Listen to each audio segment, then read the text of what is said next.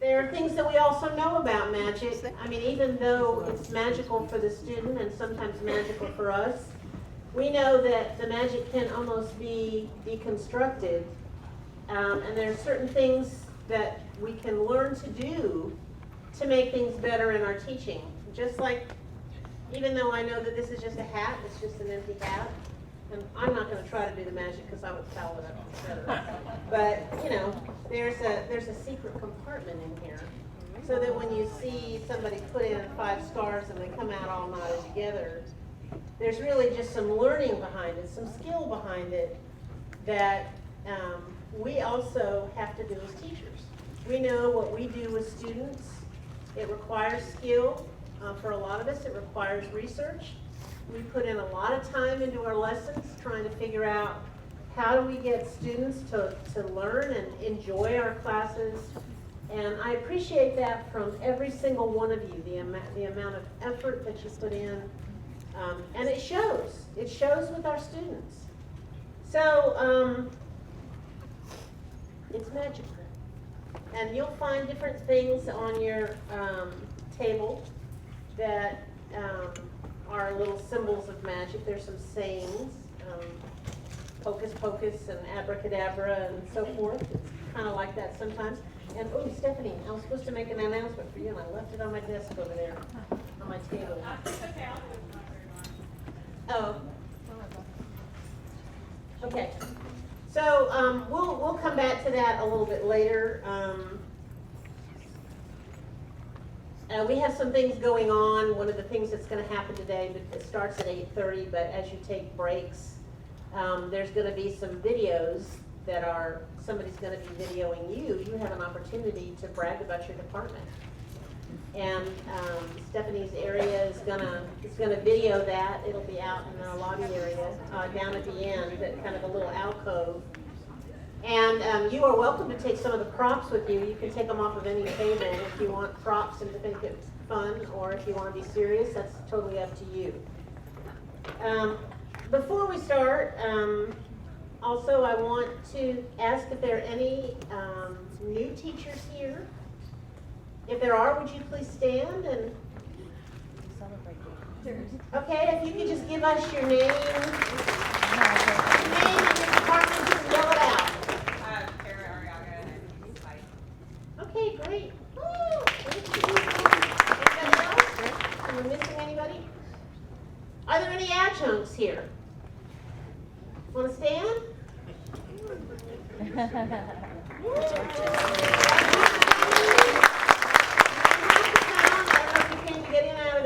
But I think you came because it's a good way to learn things about what you do, and we're glad that you came. So next, I'd like to introduce our Chancellor, Mr. Jim Yiannopoulos.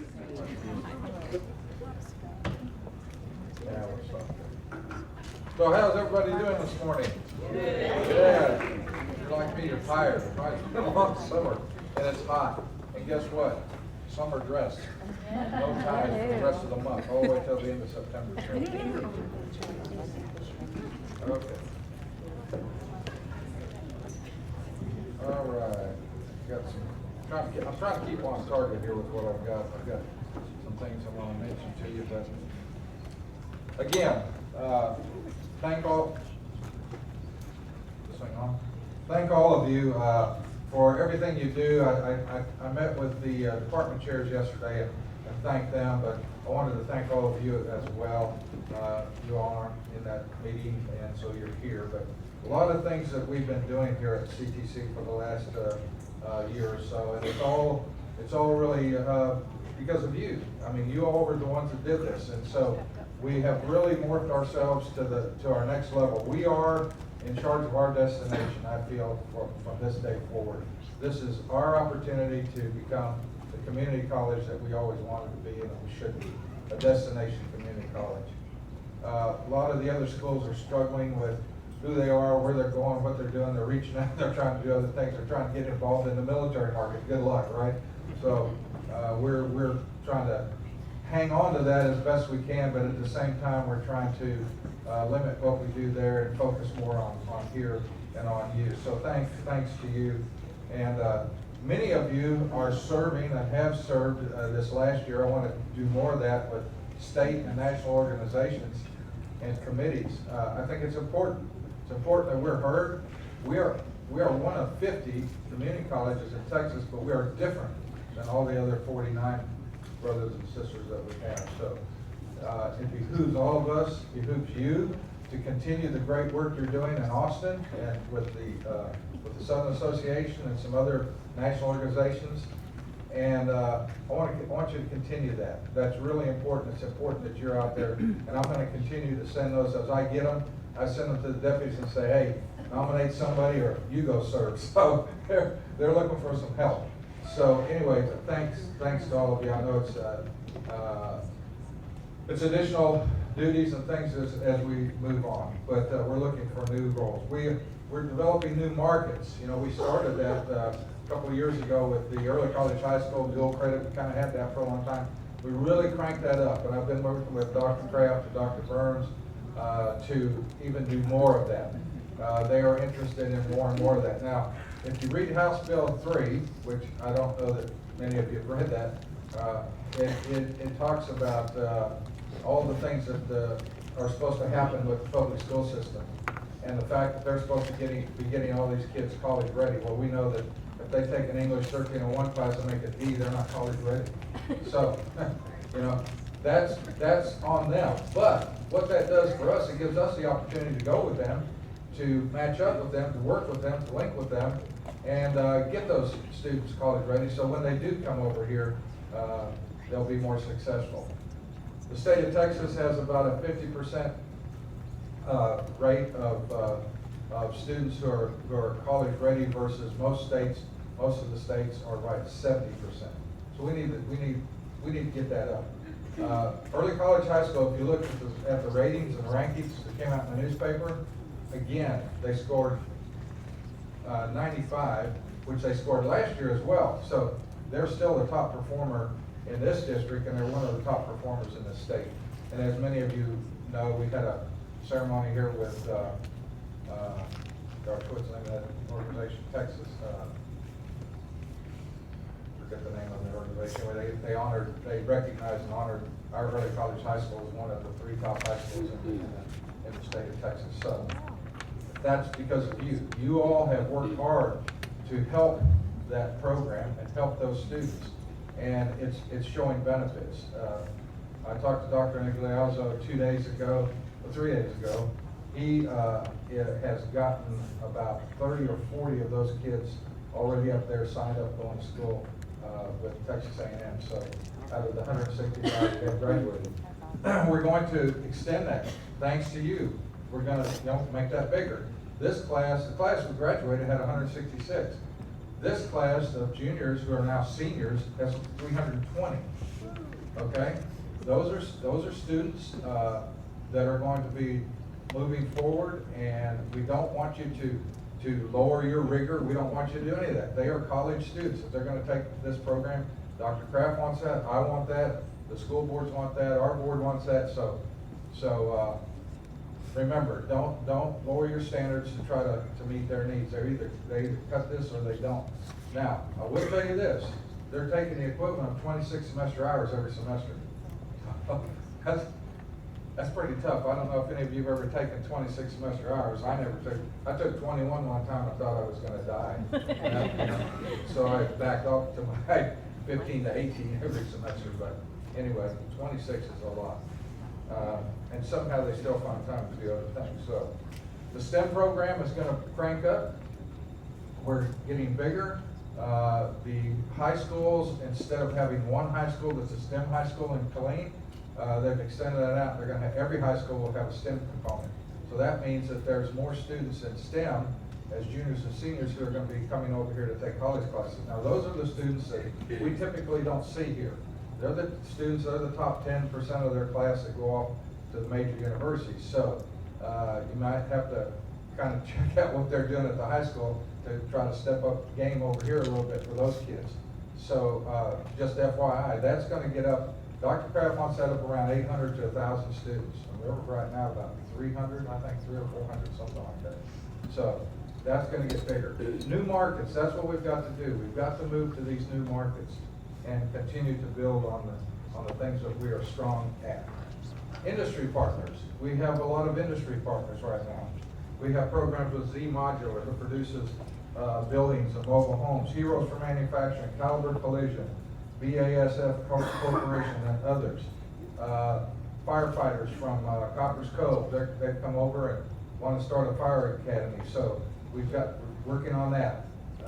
We have a doctor from Adventist Health who came over and wants to start a wellness program, so we're starting some wellness courses. Some of you know about these things already. One of the things that we're working on, Ronnie and I have been working for a little over 2 years, and that's to try to get Ford Motor Company here. So we're getting close. We're down to about the last 10% of that.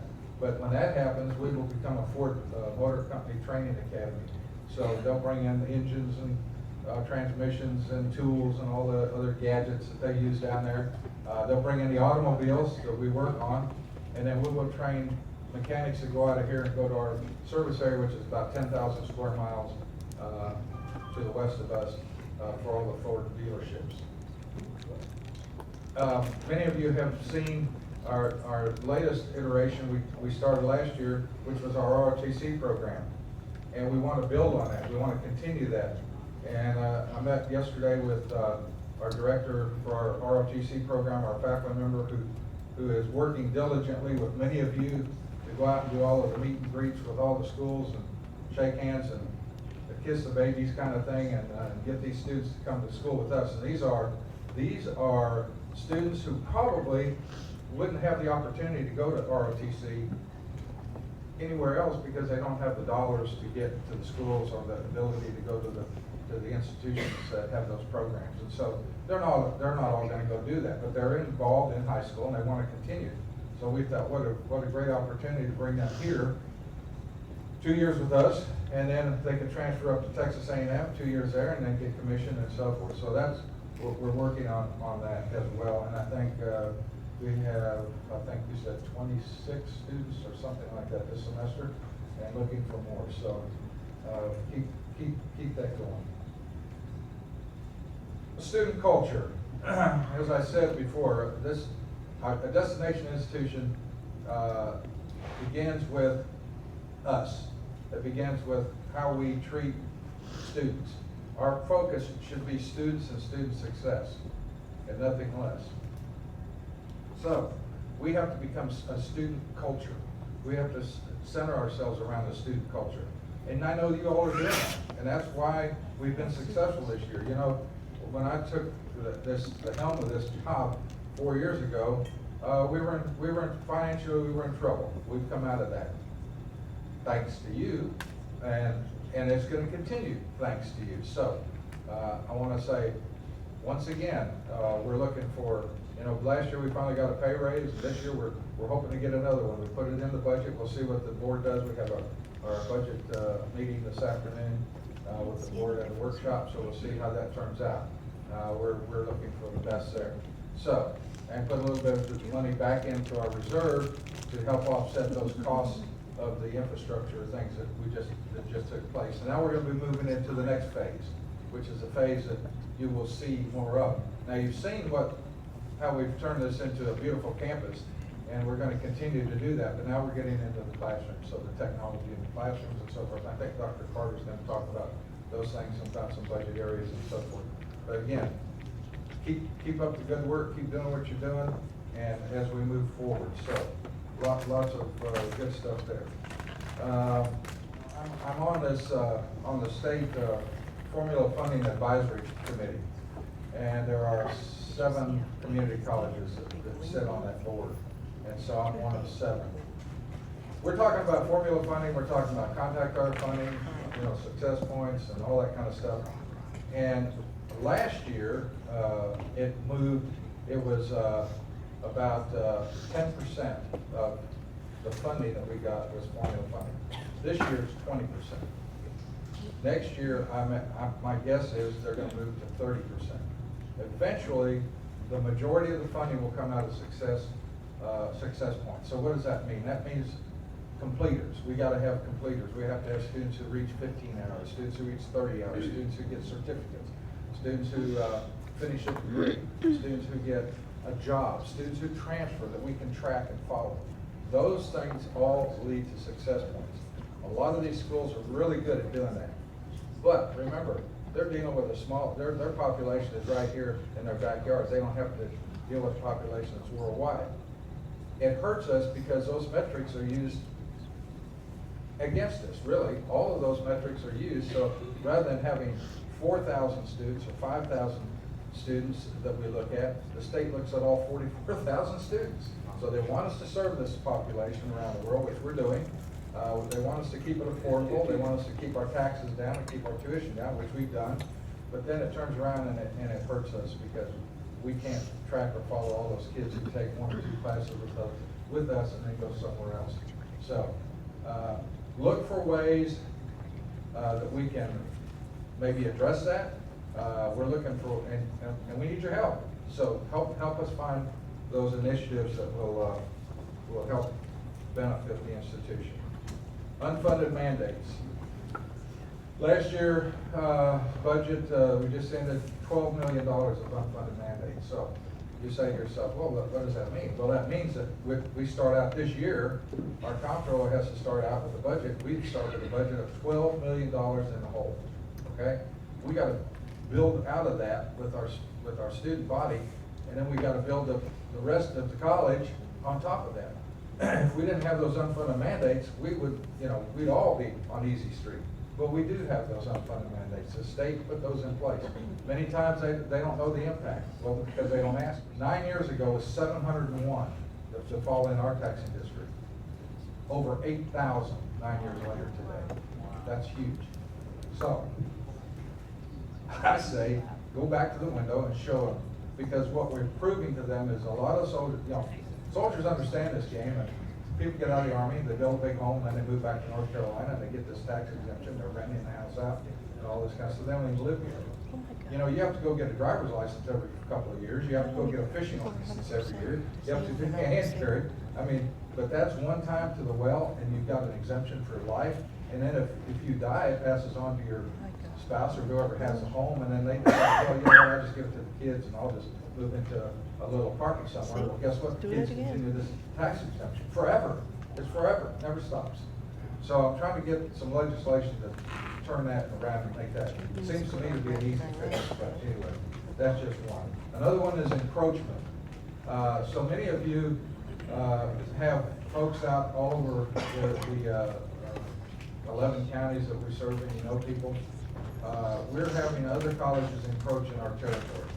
And so I have approached the legislature with, okay, if we do that, since the state and the governor and the coordinating board and everybody else set up these service areas, and they belong to me, I have a service area, Clinton Community College has one, Austin Community College has one, then that's our service area, and by law, that should be our area. So if another school comes into that area, they shouldn't get the funding for the courses they run in that area. It should come to the parent institution. So seems to be logical to me. So anyway, that's what I'm trying to get done, and I've had some good following on that and some good feedback from that. So we'll see if we can't make that happen. So if another school comes in our area, which we have right now, Ranger College is in our area, Cisco's in our area. Then you get the senior universities like Angelo State, they're in our area. And they're all coming in and saying, well, we'll offer these courses for free to these school districts. Well, superintendent's going to jump on that. But what they don't understand is they're getting contact error funding and success point funding for doing that. So I'm saying, okay, if that's going to happen, then give us the money, not them. That'll stop them. They won't come into our area. They got nothing to come for. So anyway, lots of things on the horizon. A couple of new things. We're looking at a cyber academy. We're trying to get that started with the school districts, and we will have a cyber academy. We are signing a letter of agreement to agree to work together with Helena Independent School District, ourselves, Texas A&M, which will build pathways up there. Dr. Rosa and her staff have already started doing that. Dr. Garrett, Dr. 80. So you know, that's something that's kind of neat and on the horizon, along with OTC, Operational Test Command at Fort Hood. So we're trying to go out and put them on an advisory committee and say, okay, what is in cyber? Where are we looking at down the road? So that we can start training our students and teaching our students what's going to happen 5 years from now, 10 years from now, so that they will get those jobs. So the idea is, come through us, get our degree, A&M's degree, then possibility of internship with OTC. Some are paid, some are not paid, but then they have a job at the end. So that's kind of what we're looking at there. That's just one idea. Another one is teachers, and we're going to really make a big push on teachers. And I guess I would say there's 2 tracks. One is for teachers who are people who already have a degree, who don't have a teaching certificate. We'll get them into a program, a non-credit program, and they complete their teaching degree and go to work here locally as faculty members with the school districts. The other one is to take look at some of these kids that are going to go off to college and want to become teachers. They're going to go to Texas State, or they're going to go to Tarleton. They want to be a teacher. They come right here, start with us, and go up to A&M. So the pathways are being built for that, so that we can attack those 2 things. Those are a couple of programs, and then new allied health programs. So if you hear of ideas, I would really like you to pass those ideas up. If you have ideas, bring those to the table. You guys are the foundation for what we do here, and we need to continue to do all of those kinds of things. There are some initiatives with SOC and SACS, not SOC, but SACS, and there's some initiatives with the state. We're looking to get in some more, what am I trying to say? Money for,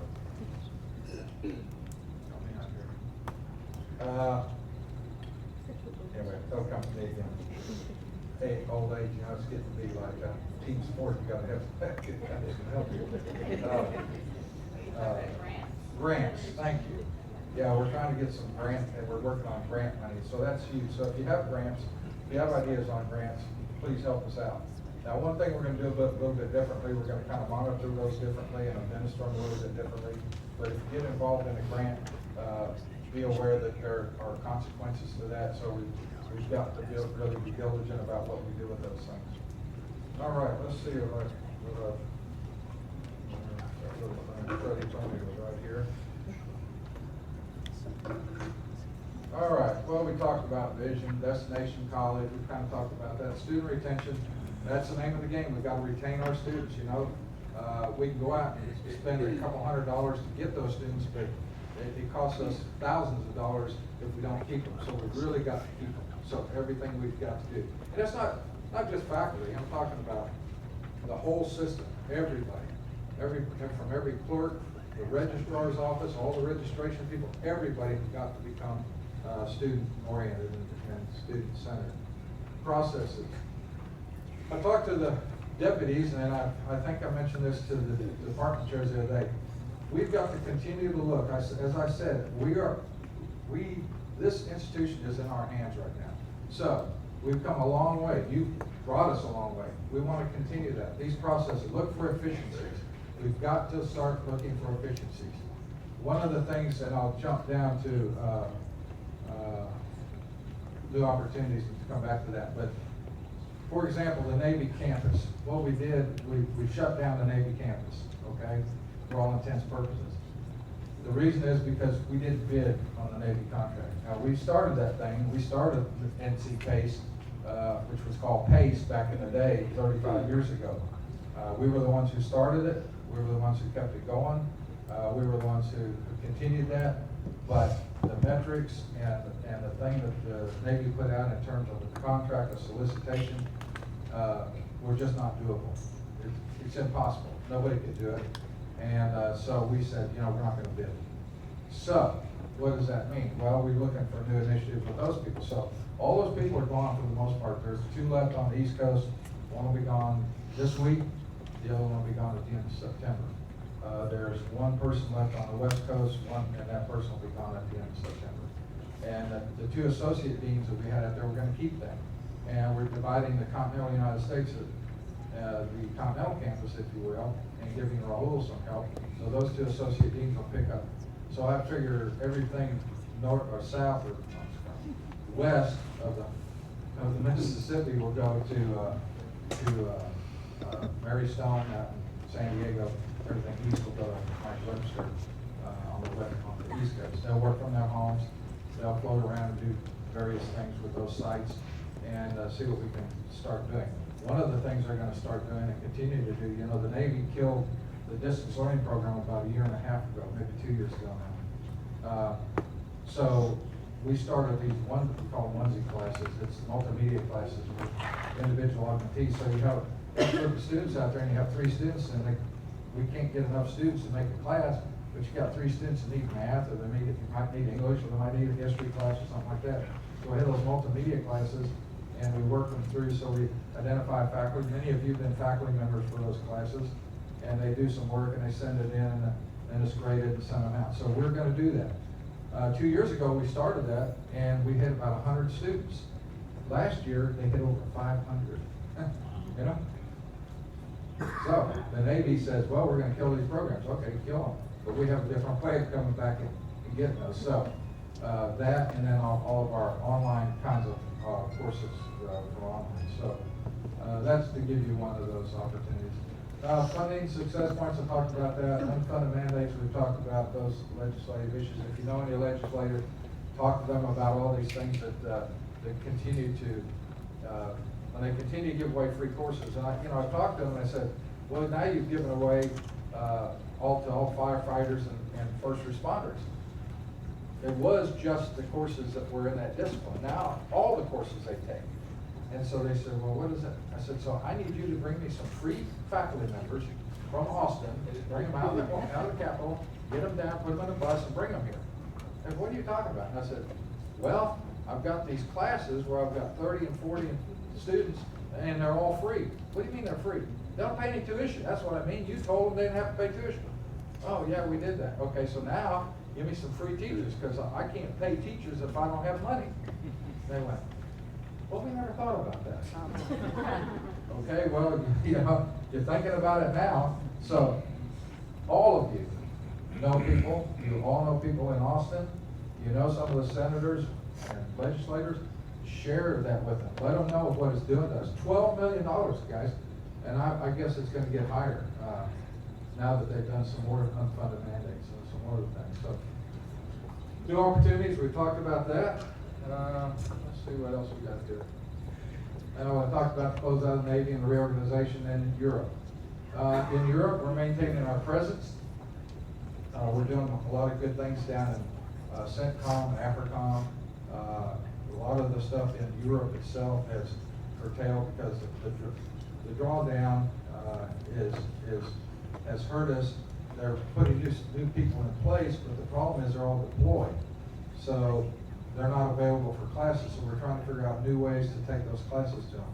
And so we're doing some of that sort of thing. But we're also looking at other kinds of contracts in Europe to help pick up the weight where it's lost on students. So last time I went to Vicenza, big base down there, and then went to the parking lot, couldn't find a place in the parking lot. The parking lot was packed from top to bottom. It's like a 6-story parking garage, and every space was taken. And this place, where are all those troops here? Got down there, we saw 3 soldiers the whole time we were there. 3. They're all gone. They're on the Eastern Front. So we've got to figure new ways to get our courseware to them. Many of the schools are pulling out and losing traction. AMU left Colleen. There's a lot of things going on with those big institutions where they're starting to scale back because they're being hurt as well. DoD funding for tuition assistance funding was down 35%. We know that. You know, we shut down the Far East. We shut down a lot of sites in the United States. And we're down about 30% on Purdue. So yes, we understand that. Some of the other schools did, and they're getting hurt pretty bad now. So we're going to keep hanging on to that. We'll keep serving those folks. And but we're gonna look for new, innovative kinds of things to do here, and that takes you and all of you to do that. And so, once again, I wanna thank you for all you did last year, and we're looking for great things out of you this year. Thank you.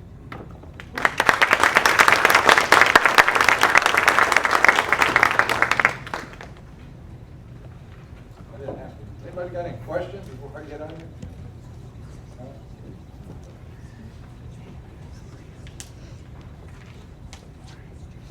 Thank you, Mr. Yiannopoulos. Next, we have Dr. Tina A. I have to bring this sheet up with me because she has a new title. She is the Deputy Chancellor for Instruction and Workforce Initiatives. Don't feel bad, Dean Anderson. I have to wear my name tag to remember my title. It's not flowing yet. Good morning, everyone. Good morning. It's my pleasure to be here and give you some updates of areas that fall under my supervision. First of all, we did have some title changes like Dean Anderson pointed out.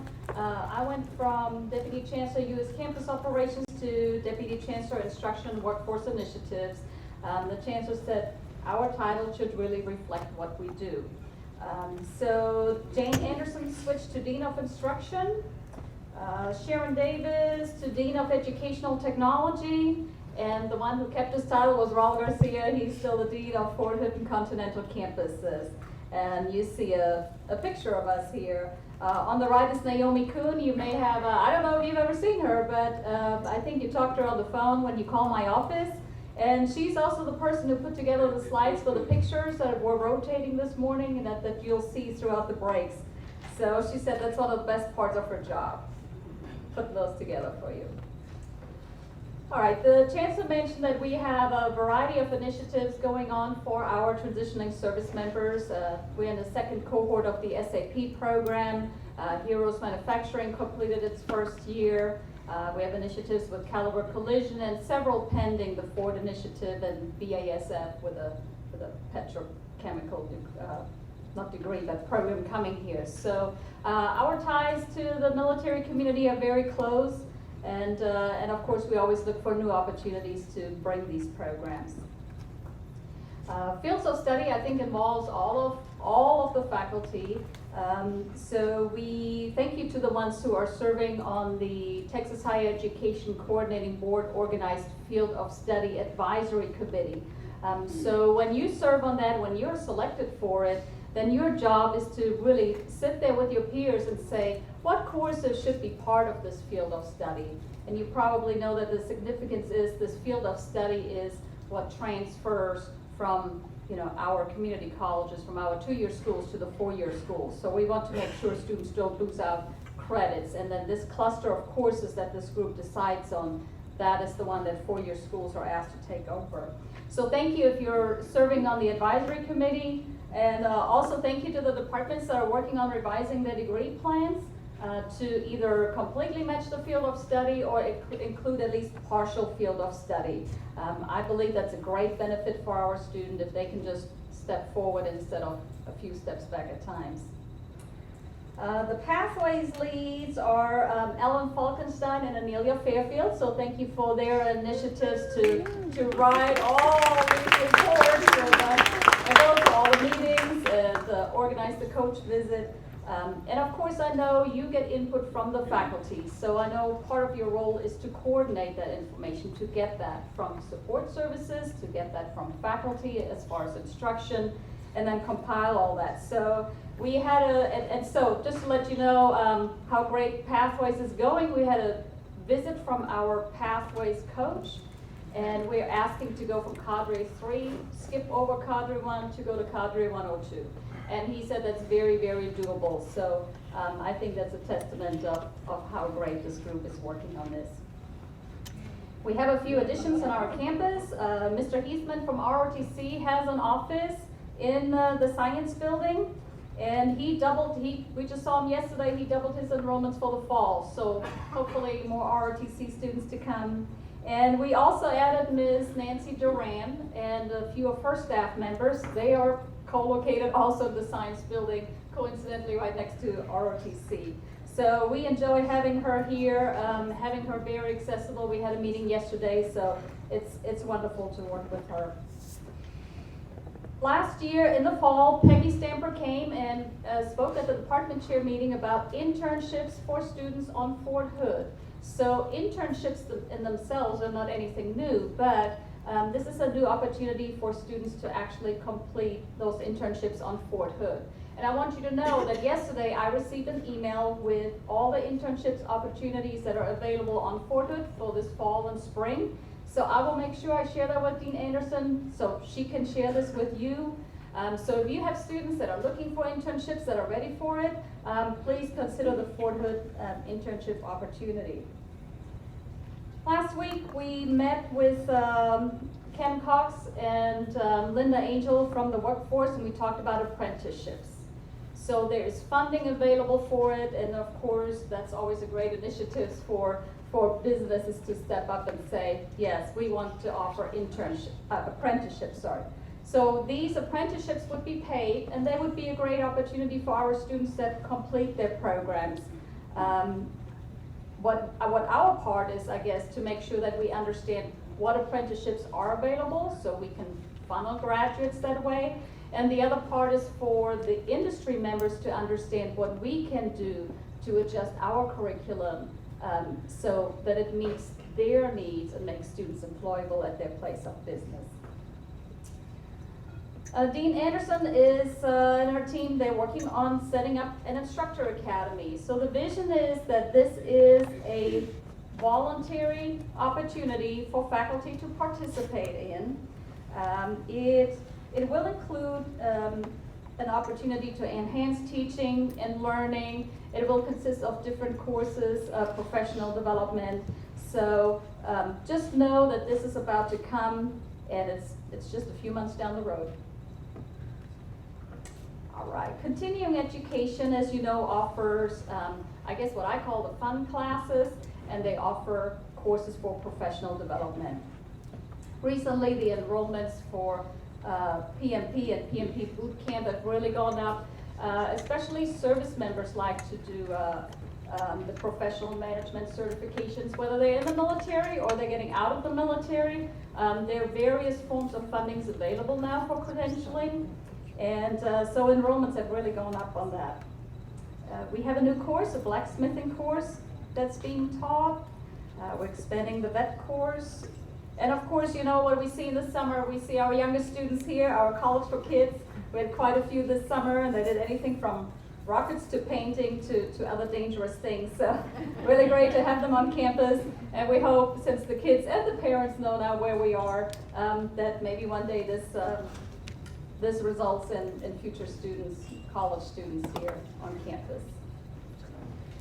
The Chancellor mentioned we have a 12-county service area, and this spring, Mark Paula, Jane Anderson, and I went to visit with the various superintendents and the principals and the counselors at the high schools. It's just a courtesy visit to see how are things going, what can we do for you, what are your needs, what can we do. So I can tell you, I had been to some of the sites before, but not all of them. Some of them are really remote, and I have to tell you how remote they are. One of the sites, I think we were going past Brady, I looked out and I saw giraffes. I'm very serious. There were giraffes running out there. I said, Mark, where are we? So I don't know what park that was, but there were giraffes out there. Anyway, so we have some very remote sites, so it's good for us to be visible and check what we can do. Overall, in our service area, we had program growth. We had one site that was still in the red last year, but this year we're all in the black at all sides. And so that's great to see. Some initiatives are joint ADN programs in Fredericksburg and Marble Falls. As you know, they're pretty close located. One of the issues we sometimes have is that every site, no matter how big or small they are, want every program. So that's kind of when we have to talk about, okay, what do you really need in your community, and what can we make happen for you? There is definitely a comeback of vocational programs. We have various sites that ask us to bring back welding and automotive and other things, and so we're excited to see that.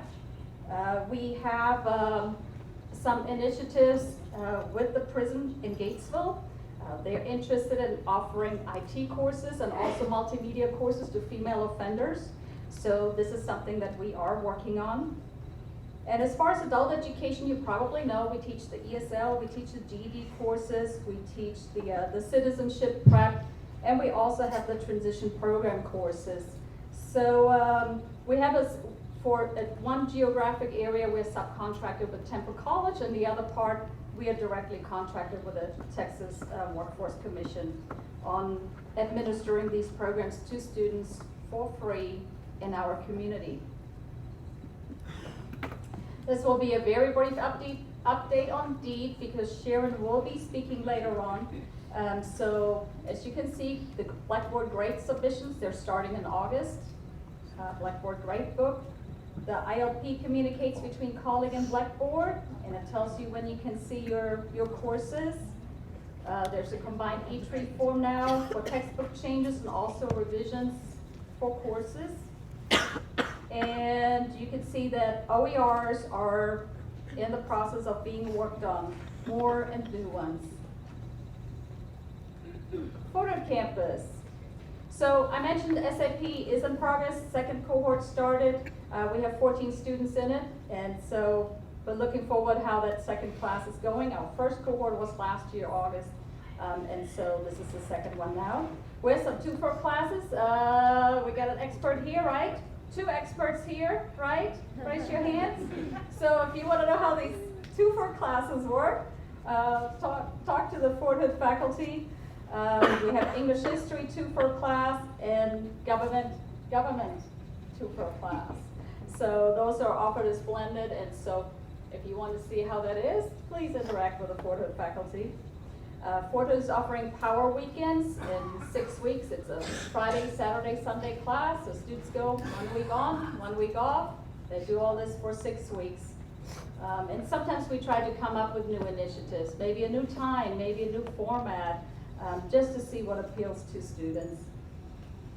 Raul Garcia is working with units on Fort Hood that are deploying to Poland and other places, other Eastern European places, or wherever they go for that matter, to see what can we do when you're leaving Fort Hood, you're deploying for 8-10 months, however long, and then you're coming back. What can we do here for you to prep you to take classes?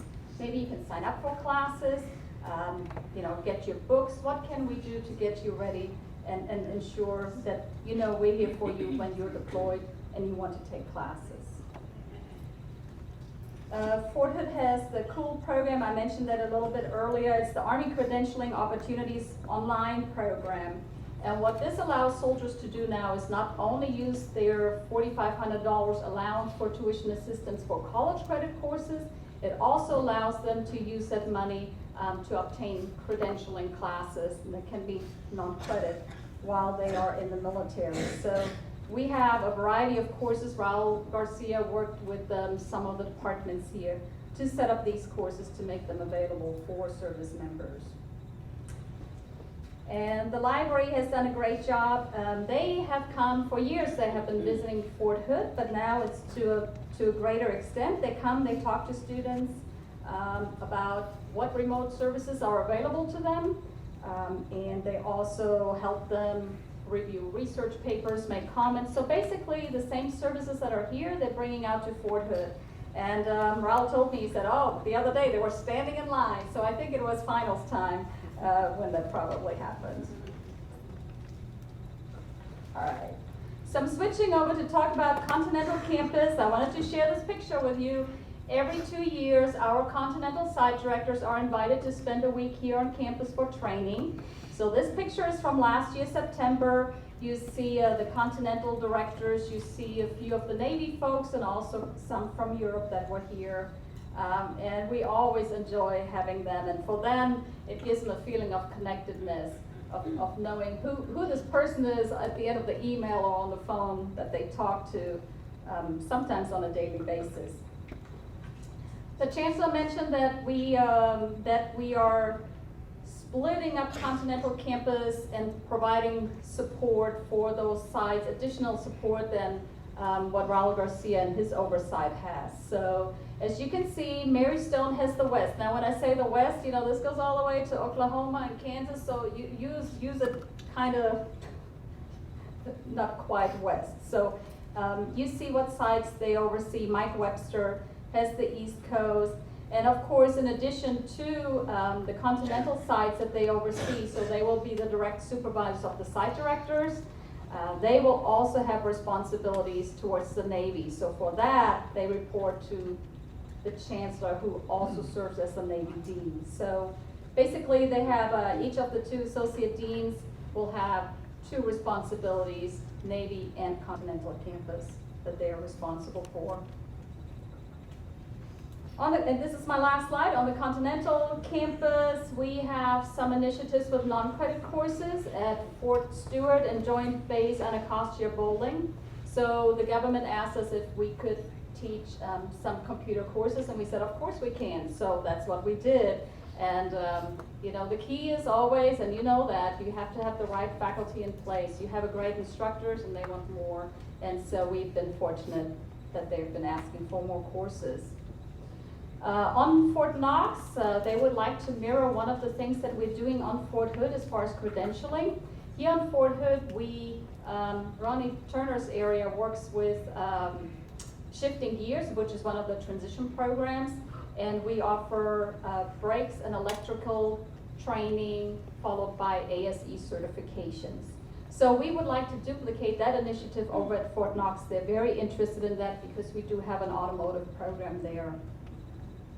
Unfortunately, at Fort Leonard Wood, we had to close our maintenance technology program, so we're teaching it out. The last class will be in the fall of 2020. The reason for that is we had facilities there. They have gone back to the government, and there are really no other facilities where we can teach this program. So students are aware of that, and they're really busy taking courses to finish out their program. And let's see, so Raul Garcia and I really have the pleasure to go to the different sites, not just for graduation. We visit with the office staff, we visit with the ESOs, and probably most importantly, we visit with the students. So either during graduation rehearsal or right before or after commencement, you know, we speak to the students and we say, what do you like about CTC? What do you not like about CTC? What can we do better? And this is the unfiltered feedback that we get, which is really great. The number one thing that they mentioned, they love our faculty. They absolutely love our faculty.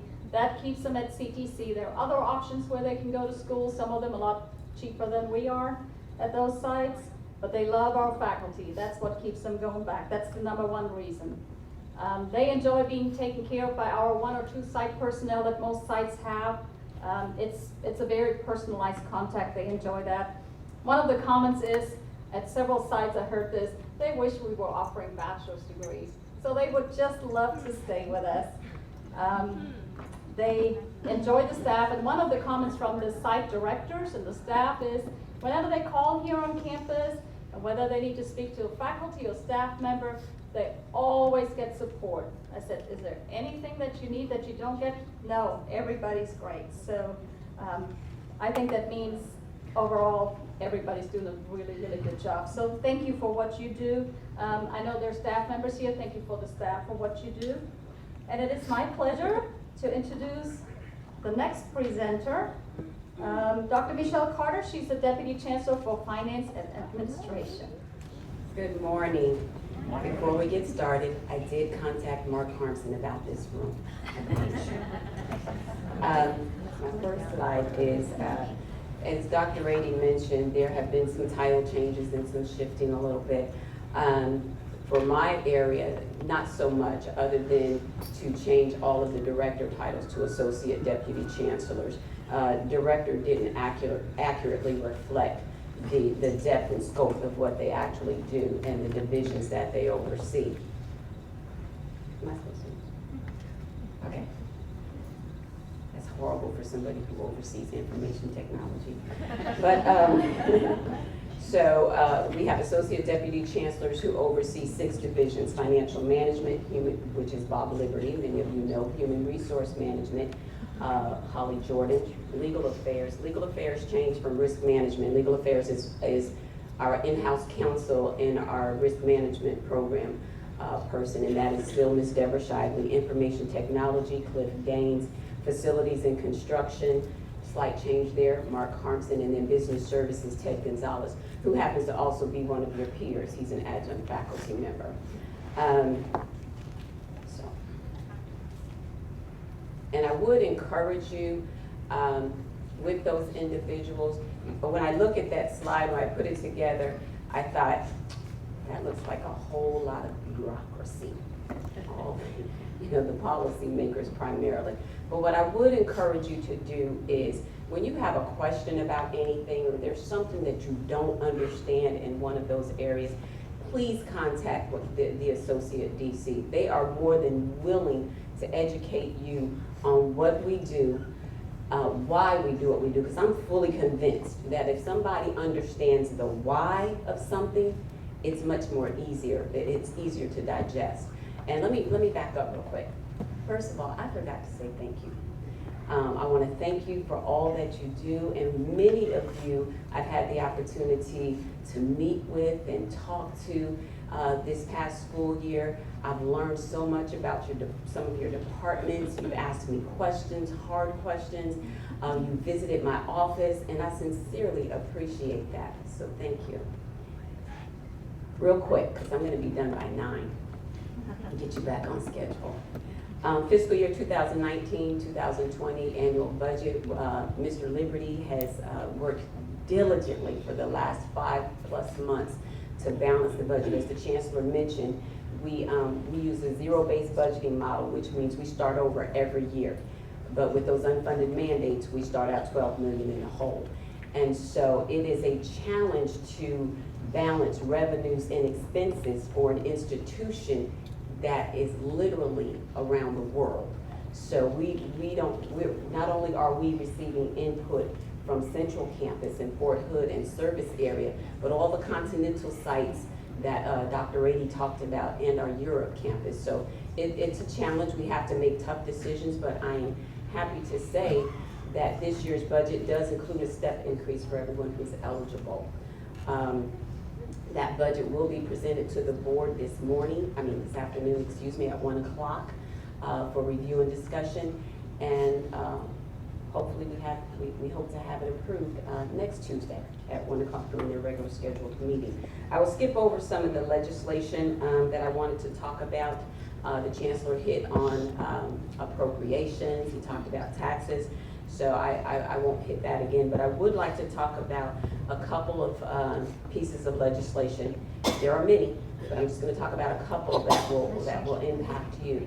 And the first is Senate Bill 18, and that has to do with expression on campus. And so what this bill does is it requires the college to develop and adopt a policy approved by our board by August of 2020 that provides guidance to students on how and where students, faculty, and visitors on how and where they can have they can conduct speeches and any other type of freedom of expression. There was a time prior to this legislation where we could actually allocate a specific part of the campus way out yonder and restrict them to that area, but we can no longer do that. This particular bill actually talks about common outdoor spaces for student organizations and speakers, et cetera. And so I suspect that the timing of the implementation, along with the upcoming election, the 2020 election, we are going to see an uptick in activity. So we are working hard on that. We already have some things in place, so we'll have to expand on those things. There were numerous sexual assault and harassment bills that were passed. I mean, at least 10. And Dean Anderson, myself, and several others, we attended the Texas Association of School Board seminar, post-legislative session, and I walked out of there just shaking because there were some things I thought I knew because my doctoral work is in Title IX, but there's some legislation that's been passed that it will require that we take a look at our policies and make some updates accordingly. And so one of the things that I would share with you as the faculty is, how many of you know who the Title IX coordinators are? How many of you know who the Title IX coordinators are? Please raise your hand. By a show of hands, how many of you know? Okay, well, there's a lot of hands that aren't raised, which is a little bit concerning to me. Your Title IX coordinators are Julie Starkey, Dean of Student Success. Julie, are you here? I thought I saw her. And then the Title IX coordinator for employees is, help me out, Angela. No? The Title IX coordinator for employees, Jackie works for Holly, she's the investigator. But Holly Jordan, our Associate Deputy Chancellor for Human Resources, is the Title IX coordinator. And I say that because if a Title IX investigation is filed, the college is responsible at the point someone obtained knowledge of that infraction. So my advice to you is, even if you're not sure that it's an incident, report it to the Title IX coordinator and let them investigate it. I will share with you a brief story, and then I'll take my seat and I won't go any further. I have a few more things, but I want to get us back on track. A month ago, we received a letter from a former student, and she only signed her first name. And I think with everything that's going on right now, she felt like it was time for her to say something about an incident that she alleges, because you have to be really careful with the language our attorney told me, that she alleges happened in 2005, but yet it's still bothering her. Now, because I didn't get all of the specifics, there was no way for us to investigate it. She didn't share her name. She said, I just want to make sure this doesn't happen to anyone else. And the reason I'm sharing this with you is because she said she was being sexually harassed by a faculty member. Now, I know none of our faculty in this room or on this campus or that work for CTC would do such a thing. But she said in her letter, handwritten, that she was sexually harassed by a faculty member. And when she reported it to his supervisor, that the supervisor sat the both of them down together, she was horrified, made her think that she misunderstood, and it got worse. She eventually dropped out of school. The appropriate response for that supervisor would have been to contact the Title IX coordinator. So I share that story with you to impress upon you the importance of reporting anything that a student brings to you and you're just not sure. It's 9 o'clock, I have more, but on that I'm going to sit down. Next up is Dr. Robin Garrett. She is the Deputy Chancellor for Academic and Student Success. She had a title change as well. So.